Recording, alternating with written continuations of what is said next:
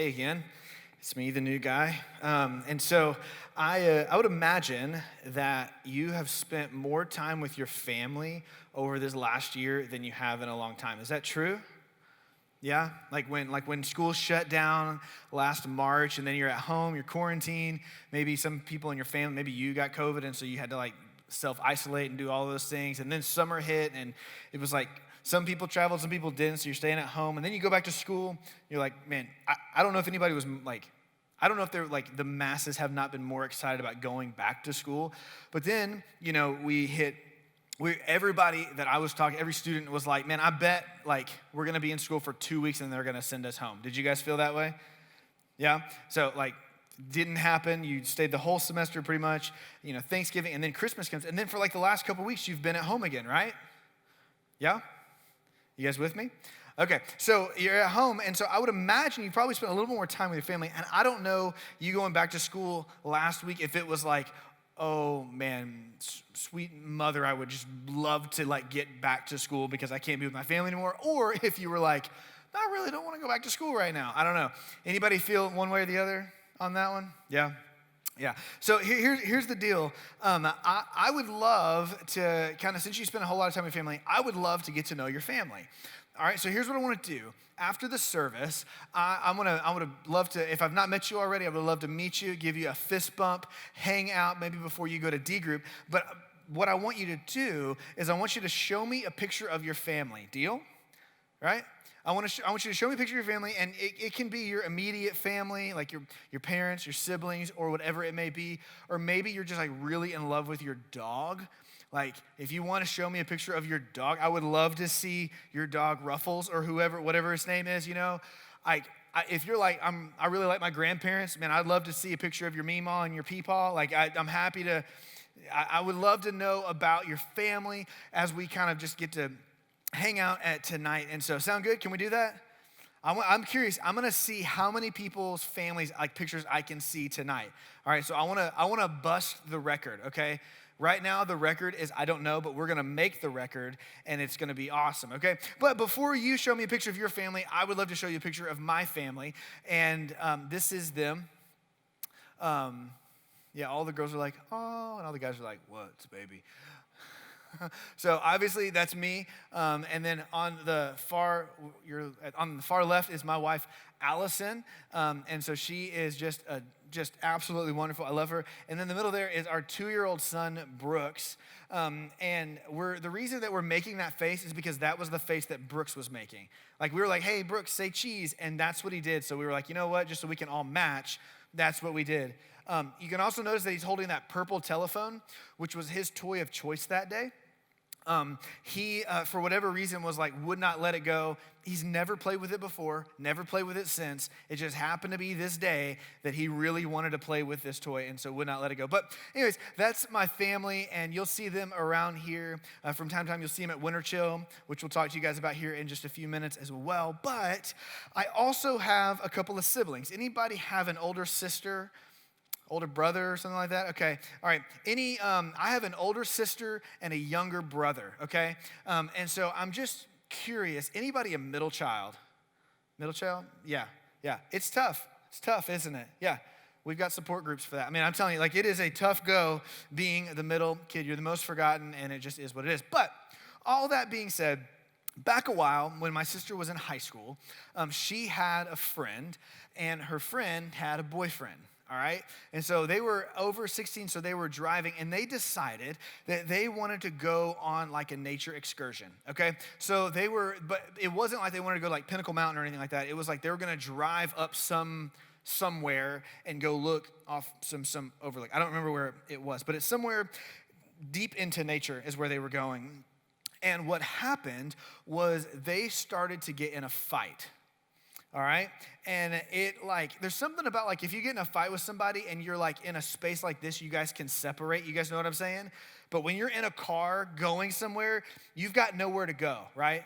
Like you have, like, what are you gonna do? Get in the trunk? Like that's illegal. Like that's unhelpful, right? And so they are fighting, and just because they can't get away from each other, it just keeps escalating and escalating and escalating and escalating to the point that the girl was like yelling at the guy's yelling at the girl, and they're going back and forth. And finally, the girl is like, She was like, stop the car right now and let me out.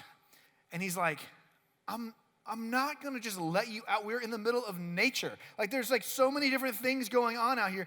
We're not gonna do, you have no way to get home. And this was really before cell phones were like all that popular. And so they were like, I'm not gonna let you out, but they just keep fighting. And finally she's like, I swear, let me out of this car right now, or I'm just gonna open the door myself. And he's like, well, that's not a good idea. So he, for whatever reason, stops the car, pulls over. She gets out of the car, right? And she's like walking. I don't know if you've ever seen that scene before, maybe in a movie, maybe in real life, but like the girl's like stomping away and the guy like is like running after her, like, come on, come back in the car. That's what's happening. And they're on the side of the road. Cars are passing by. They're on the side of the road in the middle of nature, and they're still yelling at each other. They're like still fighting. And he's like, come on, just get back in the car. Like, you can just whatever, just get back in the car. She's like, I don't know what you don't understand about me not wanting to get back in the car, but I'm not going to get back in the car. And so they keep fighting. He's like, come on, please get back in the car. And she's like, no, I'm not going to get back in the car. She's like, I'll find another way home. And then the guy gets really serious. And he looks at her like dead in the eye. And he's like, I need you to get in the car right now. Which only makes her more ticked off. He's like trying to go like dad voice on her is what she's thinking. And she's like, I don't know what you would think that you're gonna do. I'm not gonna. He's like, shh. You can break up with me. You can yell at me all the way home. I don't care. I just need you to get back in the car right now. And she's like, why? Why are you get so serious? He's like, there is a grizzly bear right behind you. It's a really good reason to get back in the car, isn't it? Why do I tell you that story? It's pretty profound what I'm going to tell you. I'm sure you've thought about it before, but here's the thing. Listen, this is so profound, and when I say it, pretend like it's really profound because I'm insecure. Like, sometimes we can't see what we can't see. You guys tracking with me? Sometimes we can't see what we can't see. Like you're sitting in the worship center right now and you do not have the ability, and if you do, please come talk to me afterwards because that's super cool, if you can see what's happening in the plaza right now. You just don't have the ability to do that, right? We can't see what we can't see. And here's the deal. We will, as we go through life, we experience these things that we're going to talk about like storms. And I'm not talking about like when you've been on the boat and you're in the middle of the ocean and it's like crazy storm or it's a hailstorm or a tornado. That's not the kind of storm that we're going to talk about. The storms that we're talking about are like the issues that we experience in our life. Like the things, when life is so incredibly hard or incredibly painful and there's disappointment going on, whether it's like maybe an internal struggle that you have, maybe you just have this, you just talk to yourself so horribly in your brain, or you've got just like a horrible self-image of yourself. That's a storm that we walk through. Or maybe you struggle with depression and you just can't get out of that. Or maybe you struggle with anxiety and just even the what's going on in our nation, our country, is just like brings so much anxiety to you. And that's an internal storm that you walk through. And when you get so focused in on what is happening in that moment, you can't see anything else that's going on. You can't see what you can't see because you're so focused in on what's happening. Or maybe it's an outward struggle that you have. Maybe a friend turns their back on you or stabs you in the back in some way. Or maybe it is, you're doing horrible in school. I've talked to some of you guys about that already tonight. Maybe you didn't make the team that you wanted to make. And there's just like all of these different things that are going on. And when we have these storms, we have these struggles or these times that are just so inconvenient and frustrating and problematic, it kind of brings us to a point when we ask this one question. The question is, why? Why is this happening to me? Man, when we can't see what we can't see, when we don't have the perspective around us, man, we begin to ask this question: why is this? Why do I feel this way about myself? Why do I talk to myself so badly? Why doesn't anybody like me? Why is God letting this happen in our world? Why is God letting this happen in my world? Why are people so mean to me? All of these different why questions. And I just want you to hear me say this, students. Some people discourage the why question, which I think is just a bad idea. I think asking why is a really important question. I think asking why is an incredibly important question. I mean, I think we're in good company with Jesus because when he was on the cross, he said this: my God, what did he say? Why have you forsaken me? So I don't want to discourage you from saying or asking the question why when things are happening. In fact, the question why kind of anchors us into this series, because I don't want to just talk about the situations or the struggles that you go through and just say, oh man, so sorry, that must really be hard. No, this series, we're going to actually dive into help us get a perspective or a better perspective on what is actually happening in the middle of the storms in our life. When you are walking through depression or anxiety or frustration, or friends are turning their back on you, you have a relational issue with your parent, or whatever it may be, maybe God's up to something.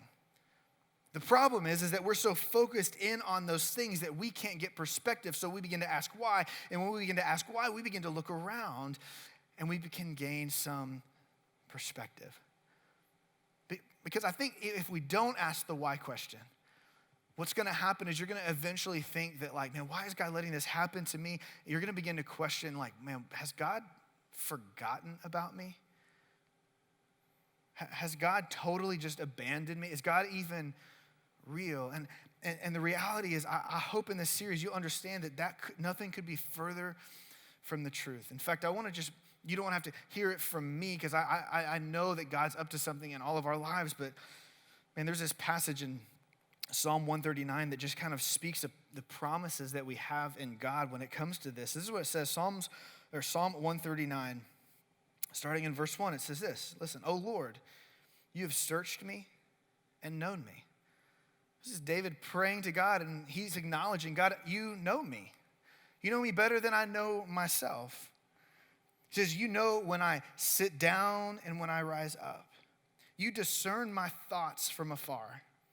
You search out my path and my lying down. You are acquainted with all my ways. In other words, you know everything that I'm going to do. You know everything that I think. You understand that. You know it. And then he says this: even before a word is on my tongue, behold, O Lord, you know it altogether. God knew every word that you were going to speak today. God knows every word, every cuss word that you're going to speak tomorrow too, right? He's not this distant or dormant God. He's not a God that's far away. In fact, it says this: you hem me in behind and before, you lay your hand upon me. Such knowledge is too wonderful for me. It is high and I cannot attain it. We don't have that kind of perspective. There's no way that we can understand everything that is going on, but God is very much involved in our lives. And just like I talked about at the beginning of this service, God came here to dwell with us, to be with us. And so when we talk about, as we're walking through this series and we're asking the why question, it anchors us into the fact and to the truth that God has not abandoned us or forsaken us, but in fact, he's actually doing something in the midst of our lives. And we're going to look through scripture throughout this series to try to see, man, how does God use the different storms in our lives? And maybe what can happen is you can look back even in a week or maybe in a year or something like that and say, when you're in the middle of a really hard time, and you can say, okay, God is up to something. I remember when, so-and-so said this at FSM because God's up to something. And so we're going to look at one of the most famous characters in Scripture tonight, and we're going to look at the storm that he found himself in. It was actually a legitimate, actual, real storm, and it's really interesting about how it came about. So we're going to talk about this guy named Jonah. So if you got your Bible, turn to Jonah chapter 1, and a lot of times when we talk about Jonah, there's really one image that comes to mind about Jonah, and so if you've never heard of Jonah, totally fine. We're going to read the story tonight, but if you have, what is Jonah known for? What he got swallowed by a big fish. That's right. Fun fact, in all of the 4 chapters of Jonah, the big fish is mentioned like 2 times. And that's it. It's like, there's like children's books full of covers of like Jonah being swallowed by a whale or a fish or whatever. It's just not the point of the story, okay? And so we're going to start in Jonah chapter 1, verse 1. And if you have a hard time finding it in your Bible, I had to mark it because it is literally like 1 page. And so it's really hard to find. So feel free to go to the index or the table of contents. This isn't going to be helpful, but mine is on page 774. So there's good. All right, so this is what it says in Jonah chapter 1. It says, "Now the word of the Lord came to Jonah, the son of Amittai, saying, 'Arise and go to Nineveh, the great city, and call out against it, for their evil has come before me.' But Jonah rose to flee to Tarshish from the presence of the Lord.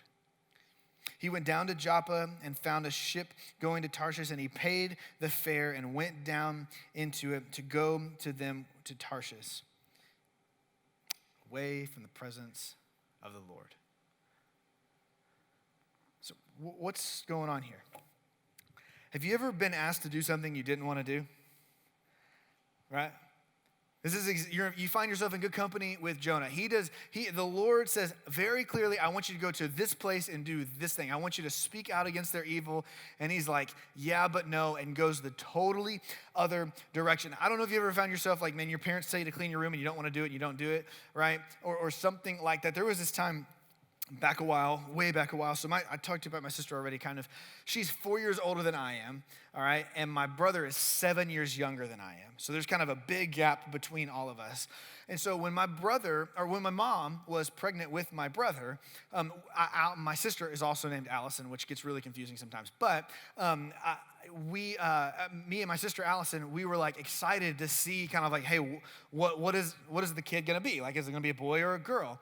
And so we were old enough. I was like 6, my sister was like 10 or something like that. And so we were all kind of like getting jazzed up about it. I don't know if you've ever been through that before, but I'm like, I want a boy, my sister wants a girl. And so my mom, I remember the day just like as clear as yesterday, she calls us back to her room and is like, "All right, we found out what the baby's gonna be today. And Tyler, you want a boy, right?" "Yeah, Mom, I want a boy." And my sister's like, "I want a girl." And so when my mom was like, "It's a boy," and I'm like, dude, I pulled out my confetti poppers, my balloons. I had a cupcake eating contest. I was like all about it. Yes, that's awesome. And my sister said this. She said, "Kill it and make another one." That's what she said. Isn't that horrible? Oh my gosh. She's like, she was so upset about the fact, like it was not her way. Now, for what it's worth, she was 10. She doesn't feel that way anymore about my brother. If she did, we'd have other issues. Everything's fine. We love each other or whatever. But it's kind of this deal where it's like, man, sometimes like we just don't get our way.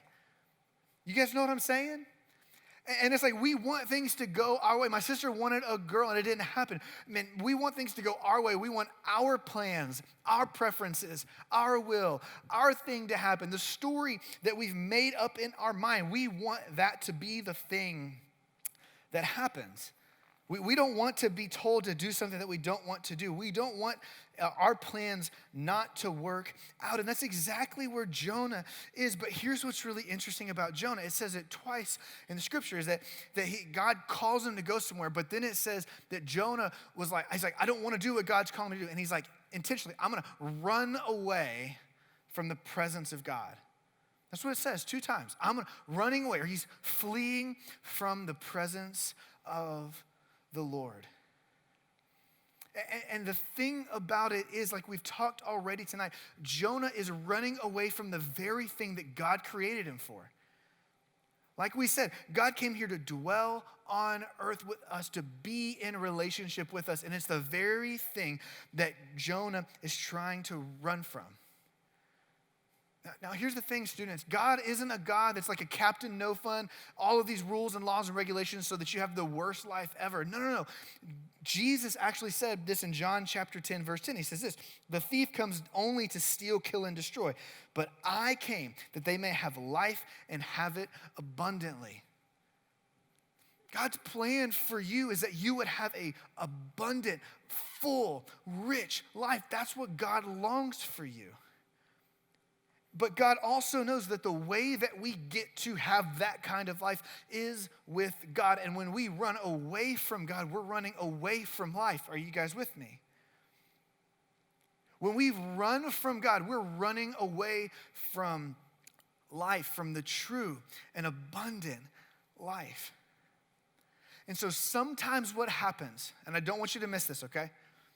Sometimes what happens is that when we, like Jonah, are running from the Lord, which means we're running away from our best life that we could possibly have with God. When we find ourselves like Jonah, running away from God, we're running away from life, God will put a storm or a situation in our life to redirect us or to discipline us back to which we were made for. Don't miss this. Sometimes when we find ourselves running from God, which means we're running from the very thing that we were created for, life with Jesus, when we find ourselves doing that, sometimes the way he does with Jonah, God puts a storm in our life to redirect us back towards his presence. If you don't hear anything else tonight, listen to this. God uses storms in our lives to draw us back to him because he knows it's the best thing for us. So that's exactly what God does. It says this: "But the Lord hurled a great wind upon the sea, and there was a mighty tempest on the sea, so that the ship threatened to break up. And then the mariners were afraid, and each cried out to his God." And this is what they said. "And they hurled their cargo that was in the ship of the sea to lighten it for them. But Jonah had gone down to the inner part of the ship, had lain down, and was fast asleep. So the captain came to him and said, 'What do you mean, you sleeper? Arise and call out to your God. Perhaps the God will give a thought to us that we may not perish.'" It goes on. And then and they said to one another, "Come, let's cast lots that we may know on whose account this evil has come upon us." So they cast lots, and the lot fell on Jonah. Don't miss this next part. "Then they had said to him, 'Tell us on whose account this evil has come upon us. What is your occupation? Where do you come from? What is your country? And what people are you?' And he said this, 'I am a Hebrew, and I fear the Lord, the God of heaven, who made the sea and the dry land.' And the men were exceedingly afraid and said to him, 'What is it that you have done?' For the men knew that he was fleeing," here it comes again, "fleeing from the presence of the Lord, because he had told them." Jonah wasn't oblivious to what was happening. Jonah knew the reason that what was going on was because he was running from the presence of the Lord. But I don't want you to miss this part right here. Do you see how what he says and what he's doing don't line up? He says, "I'm a Hebrew. I fear the God who made the seas and all the different things. Like I serve the God of gods. I fear the Lord, the God of heaven." But then it says that he knows, he told them, "I'm fleeing from this God." And they're like, "You dumb. Like, what are you doing? Why would you even do that?" And they were incredibly afraid of what is going on. And I just don't want to miss what's happening here, because what Jonah is saying and what Jonah is doing are different. Are you guys seeing it?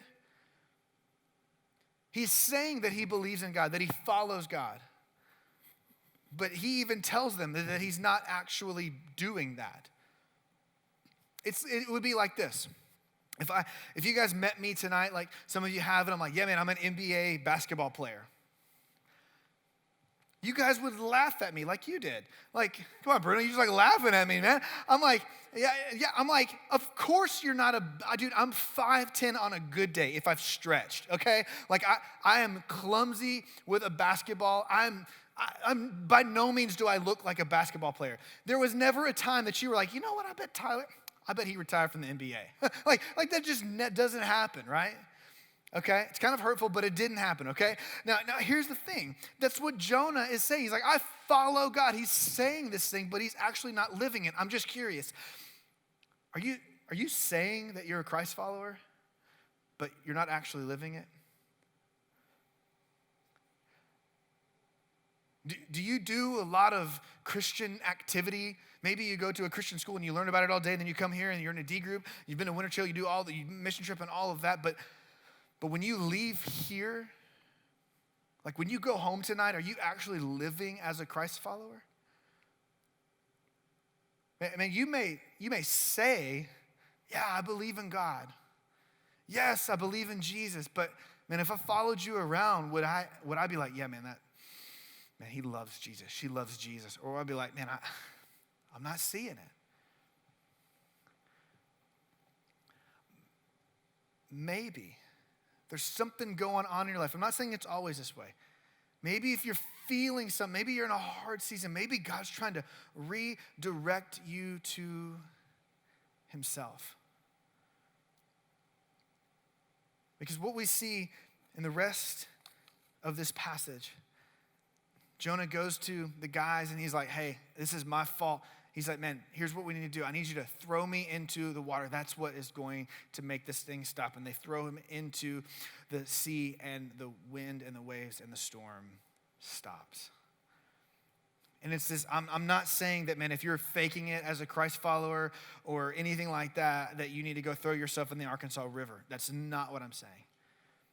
There's a bigger principle at play here, and it's simply that Jonah was in a moment of surrender saying, God, my life is not what I say that it is. I am fleeing from your presence. And this storm moves him to a place where he has to surrender and say, like, God, I'm just going to trust you. God, I'm going to surrender my heart to you. So as the band makes their way up, I'm about to pray us out. But here's the thing. Here's my question to you. I don't know where you are in life.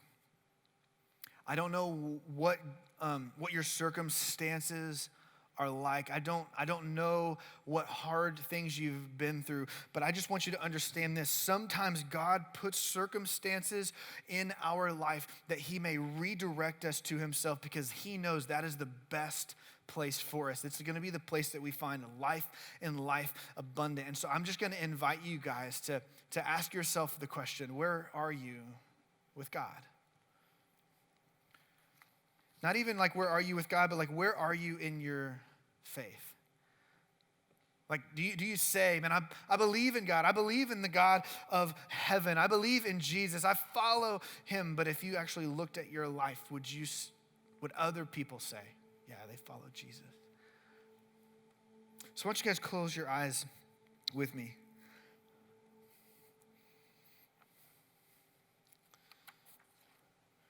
I'm just going to give us a little bit of space here. Just a few seconds.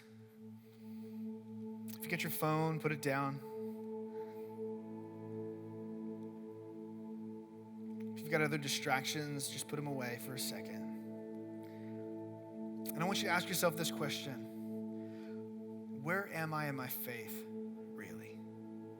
Like, be honest with yourself. Where am I in my faith, really?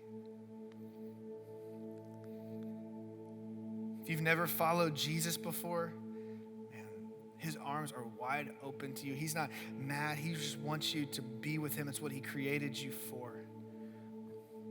Maybe you say that you've been following Jesus and you have a bunch of religious activity in your life, but you actually aren't following Jesus with your life. And you can turn back to Jesus. He's been there this whole time. I just want to give you space to think. Where are you in your faith, really?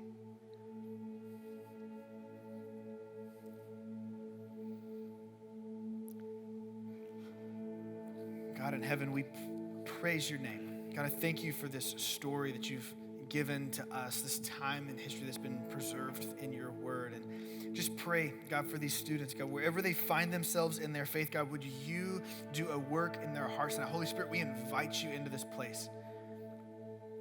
As we sing, God, that you have this wonderful, amazing, continual love for us.